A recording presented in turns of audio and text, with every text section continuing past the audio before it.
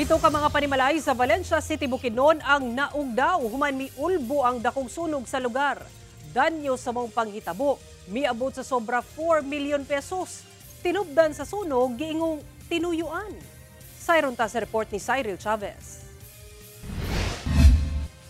Paspas nga gilamoy sa dakong kalayo kining mga kabalayan sa Purok 17, Barangay Bagong Taas, Valencia City, Bukidnon. Human miulbo ang dakong sunog sa lugar. Pasado alas 6 sa hapon adlawng Domingo ang hitabo. May resulta sa pagkaugdaw sa 7 ka mga balay kung asa 5 ang totally damaged og laing duhasab ang partially damaged. Palisuray ang pagresponde sa BFP sa lugar. Gumikan kay piot ang dalan pasulod sa Netubuan. Misaka sa ikatulong alarma ang hitabo kung asa pasado alas 4 sa hapon na gideklara kining fire out. Ang primerong balay sa katong gisugdan sa sunog is half amakan iyang balay.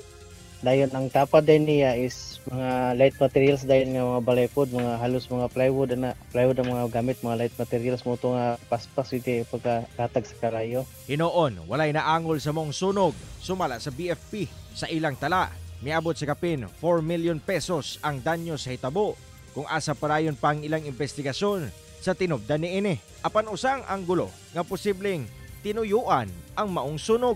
Allegedly gid sir, apan conduct na mo investigation, statement sa mga witness, mga taga dito is allegedly gituyo daw sunog. Kung iya tong balay nga sa likod, allegedly pa na sir, pero amo pa nang palumon. Hinoon padayon pa ang verifikasyon nga ginahimo sa BFP sa tinuod nga rason sa sunog. Samtang human ang hitabo, nag-apod-apod na sab og hinabang ang Valencia City LGU ngadto sa mga nasunugan. Cyril Chavez, 1 Mindanao.